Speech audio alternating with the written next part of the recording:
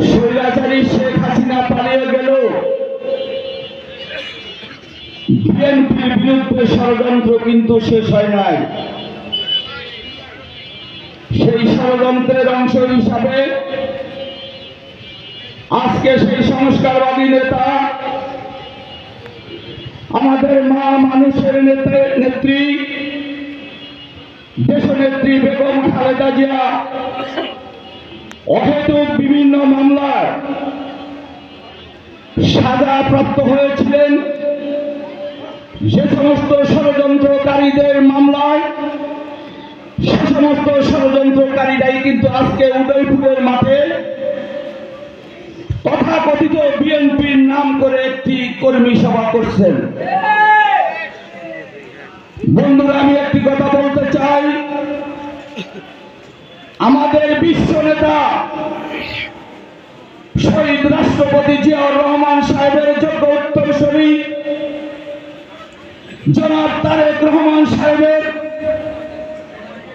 মাথা ভেঙেছিল যাদের ষড়যন্ত্র কারণে, সেই সংস্কারবাদী নেতা আলী নেওয়াজ মাহমুদ খোয়েমের প্ররোচনায় আজকে কিন্তু বসন্তপুর ইউনিয়নে একটি কর্মী সভা হচ্ছে। আমি আপনাদেরকে বলতে চাই, যে মানুষটি এত দীর্ঘ সময় জেল কেটেছে, যাদের ষড়যন্ত্রের কারণে আমাদের বিশ্ব নেতা শহীদ রাষ্ট্রপতি জিয়াউর রহমান সাহেবের উত্তরসূরি জনাব তারেক রহমান সাহেব আজও নির্বাসনে আছেন, সেই নেতাকে যারা ভালোবাসেন, সত্যিকারে যারা বিএনপি করেন, তারা ওই স্বৈরাচারী শেখ হাসিনার মতো ষড়যন্ত্রকারী তারেক রহমানকে প্রত্যাহার করলেন কিনা আপনারা হাত তুলে দেখান। বন্ধুরা আমার, আমি একটি কথা আপনাদের কাছে বলতে চাই,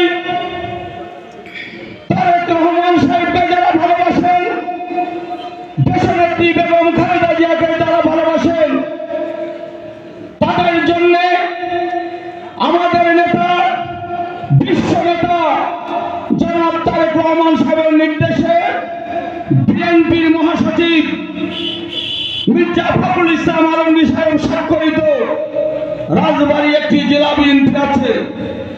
সেই জেলা বিএনপির আহ্বায়ক আমাদের আপনাদের অত্যন্ত প্রিয় নেতা অ্যাডভোকেট লিয়াকত আলী বাবু, সেই কমিটির সদস্য সচিব আমাদের অত্যন্ত চৌকস নেতা তারেক রহমান সাহেবের অত্যন্ত আস্থাভাজন অ্যাডভোকেট কামরুল আলম। আপনার বিএনপি করতে হলে আজকে আপনারা দেখেন, ওখানে যে ব্যানারটি টাঙানো হয়েছে, সেই ব্যানারে কিন্তু আমাদের জেলা বিএনপি নেতাদের কোনো ছবি নাই। তার মানে কি, উনি তারেক রহমান সাহেবকে মানতে চান না, উনি আরেকটি 111 নিয়ে অপেক্ষা করছেন। কবে আবার সেই 111 আসবে? উনি আওয়ামী লীগের সাথে ষড়যন্ত্র করে আবার রাষ্ট্রীয় ক্ষমতায় কিভাবে এমপি হওয়া যায় সেই ষড়যন্ত্রে লিপ্ত আছেন। আপনি যদি ভালো করে বিএনপি করতে চান, দেশনেত্রী বেগম খালেদা জিয়ার নির্দেশিত সেই আহ্বায়ক কমিটিকে আপনাকে মানতে হবে। সেই আহ্বায়ক কমিটির দেওয়া উপজেলা বিএনপিকে আপনাকে মানতে হবে। আজকে গলন্দ উপজেলা পৌর কাউন্সিলের মাধ্যমে সেখানে কমিটি হয়েছে। আমাদের বিভাগীয় সাংগঠনিক সম্পাদক জনাব তারেক রহমানের অত্যন্ত আস্থাভাজন সমন্বয়ক সালিমুজ্জামান সেলিম এবং মাসুদুর রহমান সহ সকল নেতৃবৃন্দ সেখানে ছিলেন। আপনি তাদেরকে মানতে চান না, সেই গোয়ালন্দ বিএনপিকে আপনি মানতে চান না। আপনি কি করলেন? আপনি ওই মুন্নুর মতো লোক দিয়ে, যারা একসময় ওই নিষিদ্ধ পল্লীর টাকা সংগ্রহ করে আপনার পুঁজি ভারী করেছিল, আপনার পেট মোটা করেছিল, তাকে আপনি ভুলতে পারেন না। সম্মানিত নেতৃবৃন্দ, আমি আপনাদেরকে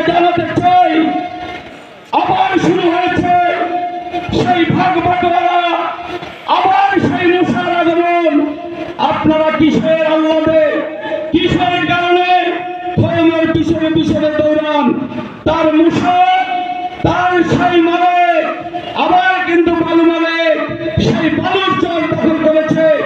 ওই এলাকার হিন্দু ভাইদের বাড়ি লুট করেছে যে মালিক, ওই এলাকার মানুষের বেকা বিক্রি করেছে, ওই এলাকার মানুষের হাজার হাজার বস্তা কালিজিরা ছিনতাই করে নিয়ে বিক্রি করেছে। সেটার লোক, আপনার লোক। আপনি তো পত্রিকায় বললেন না, কোথাও বিবৃতি দিলেন না যে আমি এদের সাথে কোনো সম্পর্ক নাই, আমি এদের শাস্তি চাই। আপনি কি করলেন? ডিসি সাহেবের ওখানে গিয়ে তদবির করে সেই মালিকের নামে বালু মহল আবার লিজ এনেছেন। সম্মানিত নেতৃবৃন্দ, আমি আপনাদের কাছে বলি, আপনারা এই সমস্ত ষড়যন্ত্রকারীদের ষড়যন্ত্রের ভিতরে আপনারা কখনই সহযোগিতা করবেন না। আগামী দিনে আমাদের রাষ্ট্রনায়ক, বিশ্ব নেতা, শহীদ রাষ্ট্রপতি জিয়াউর রহমান সাহেবের যোগ্য উত্তরসূরি তারেক রহমান সাহেবের নির্দেশিত পথই একমাত্র প্রকৃত বিএনপি, তাছাড়া অন্য কোনো বিএনপি হতে পারে না। সম্মানিত ভাইরা, আমি আপনাদের কাছে উদাত্ত আহ্বান জানাবো, যে সমস্ত ভাইরা এলাকায় বিগত নির্বাচনে, জাতীয় সংসদ নির্বাচনে, ইউনিয়ন পরিষদ নির্বাচনে এবং উপজেলা পরিষদ নির্বাচনে কয়েম সাহেবের সাথে যারা আজকে যুক্ত আছে ইউনিয়নের পার্শ্ববর্তী সকল ইউনিয়নে, আপনারা লক্ষ্য করে দেখবেন 98% লোক তারা কিন্তু নৌকার পক্ষে কাজ করেছিল। আজকে আবার ষড়যন্ত্র করার জন্য সেই আওয়ামী লীগের সাথে আঘাত করে আবার মাঠে নেমেছে সেই কয়েম সাহেব। লাভ হবে না। আমি সকল বন্ধুদের উদ্দেশ্যে বলি, মাগরিবের নামাজের সময় হয়ে আসছে, এজন্য কিন্তু আমি অনেক আমার অত্যন্ত প্রিয় মানুষ এখানে উপস্থিত আছেন, কিন্তু কারণ নামটা আমি বলতে পারি নাই, শুধু দুটি কথা বলার জন্য। এজন্য অনেকে অনেক বড় বড় পদে, আমার চেয়ে অনেক উচ্চ পদের লোক এখানে আছে, কিন্তু আমি তাদের নামটা প্রকাশ করতে পারলাম না বলে আমি উপজেলা বিএনপির পক্ষ থেকে আমি অনেক আপনাদের কাছে মানে দুঃখ প্রকাশ করছি। সংগ্রামিত সাথী বন্ধুরা, আগামীতে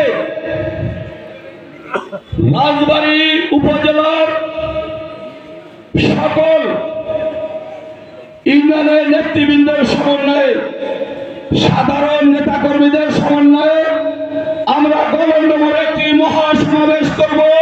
আসলাম সাহেব ইচ্ছা প্রকাশ করেছেন, সেই সভায় আমরা দিনব্যাপী বক্তব্য রাখবেন। সেখানে আজকে যারা বক্তব্য দিতে পারলেন না, আমরা সেই মহাসমাবেশে আপনাদেরকে বক্তব্য দেওয়ার সুযোগ করে দেব। এই মহাসমাবেশের দিনক্ষণ নির্ধারণ করবেন আমাদের প্রিয় নেতা, প্রিয় মানুষ, যে মানুষ 17 বছর ধরে এই বিএনপিকে আগলে ধরে রেখেছেন, এই এলাকার মানুষের সাথে সহযোগিতা করেছেন, মানুষের বিপদে আপদে সহযোগিতা করেন। আজকে যিনি আবার এমপি হওয়ার মানুষে ঘুরে বেড়ান, কোথায় ছিলেন 17 বছর? আপনাকে তো মাঠে ঘাটে দেখা যায় নাই, সেই জবাবটি আগে দেন। কেন আপনি 17 বছর বিএনপির সভা সমাবেশে থাকতে পারেন নাই? সংগ্রামী সাথী বন্ধুরা, আমি 22 সালের আগে কোন জনসভায়, কোন কর্মী সভায়, কোন বিক্ষোভ সমাবেশে ছিলেন, দয়া করে তার একটি ভিডিও ফুটেজ আপনি ফেসবুকে ছাড়বেন। তা যদি না হয়, আপনার বিএনপি করার কোনো অধিকার নাই, বিএনপি নামে কোনো কথা বলতে পারবেন না। সংগ্রামী সাথী ও বন্ধুরা, আপনাদের এলাকায় কিছু অবুঝ ছেলেরা আছে যারা